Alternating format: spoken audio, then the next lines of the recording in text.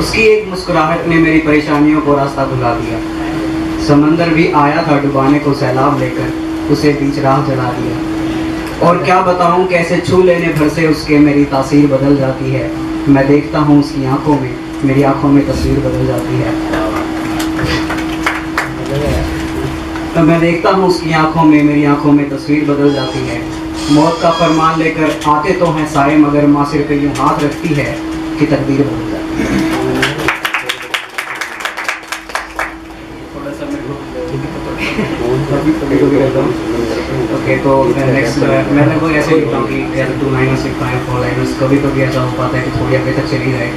एक 2 लाइनों की कुछ ऐसे है कि ज़िंदगी में बाकी नहीं मोहित कोई मलाल लगता है। ज़िंदगी में नहीं बाकी मोहित कोई मलाल लगता है। महक रहा है कोना कोना मेरे घर का, भूल कर गया वो अपना रुमाल लगता है। वो घूंघट में रहकर भी तड़पा रहे हैं, वो घूंघट में रहकर भी तड़पा रहे हैं हमें, वो क्या जाने। बादलों के पीछे रहकर चांद पूनम का बादलों के पीछे रहकर भी कमाल लगता है।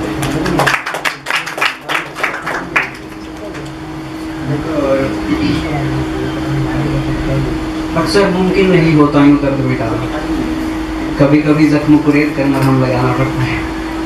अक्सर मुमकिन नहीं होता यूं दर्द मिटाना, कभी कभी जख्म कुरेद कर मरहम लगाना पड़ता है। और आसानी से दिल की चोट जाहिर नहीं करते सब, आसानी से दिल की चोट जाहिर नहीं करते सब।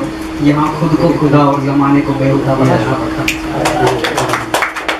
खूबसूरती के तलबगार होना भला कोई खेल है, भला की हसीन सितमगार अगर जान भी मांगे तो देकर भी मुस्कुराना पड़ता है।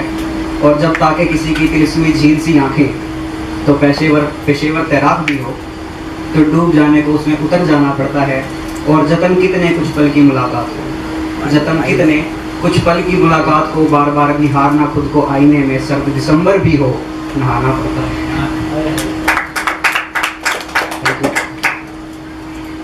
बहुत सारी हैं क्या कि है, मतलब लास्ट टाइम जब मैं आया था तो शायद जनवरी में ओपन माइक हुआ, तो उसके बाद लिखते जा रहे हैं लेकिन निकला नहीं तो वो वही चीज़ें हैं जो सारी की सारी चल रही हैं अभी। तो अभी मैं परफॉर्म करता जाऊँगा, बता देना जब मेरा टाइम हो जाए ओवर। तो मैं इश्क कहता हूँ तुम बगावत लिखते हो, मैं इश्क कहता हूँ तुम बगावत लिखते हो। मैं वफा कहता हूँ तुम इबादत लिखते हो। मैं दर्द कहता हूँ तुम रवायत लिखते हो। मैं सच कहता हूँ तुम क़यामत लिखते हो।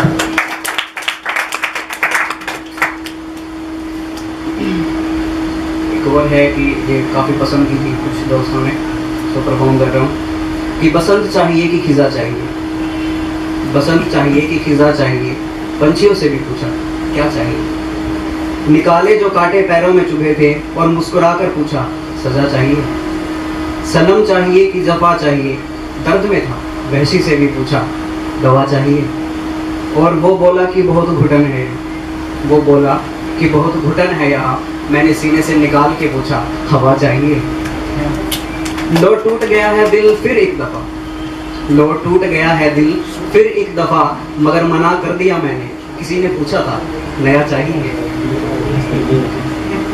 आप बजा सकते थे।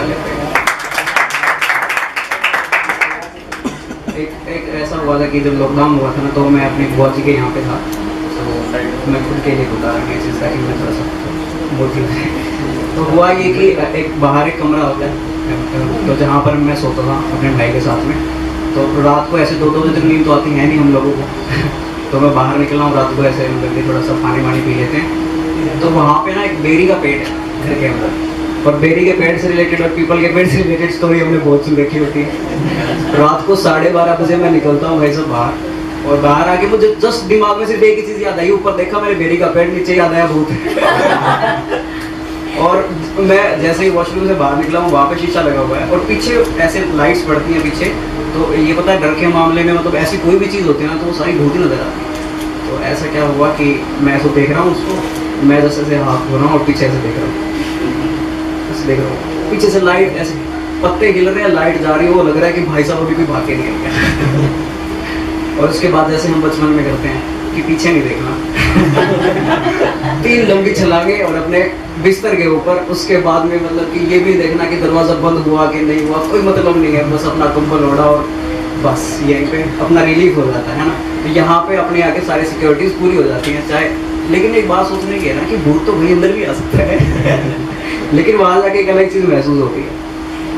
अच्छा, तो एक और शेर है, बता रहा हूँ। जैसे इश्क में कुछ इस कदर शरीफ हुआ हूँ, इश्क में कुछ इस कदर शरीफ हुआ हूँ मैं, अपने जनाजे में खुद शरीक हुआ हूँ मैं। दुनिया में ठहरे पर आखिर फना कर दिया खुद को, तब जाकर कहीं काबिल तारीफ हुआ हूँ।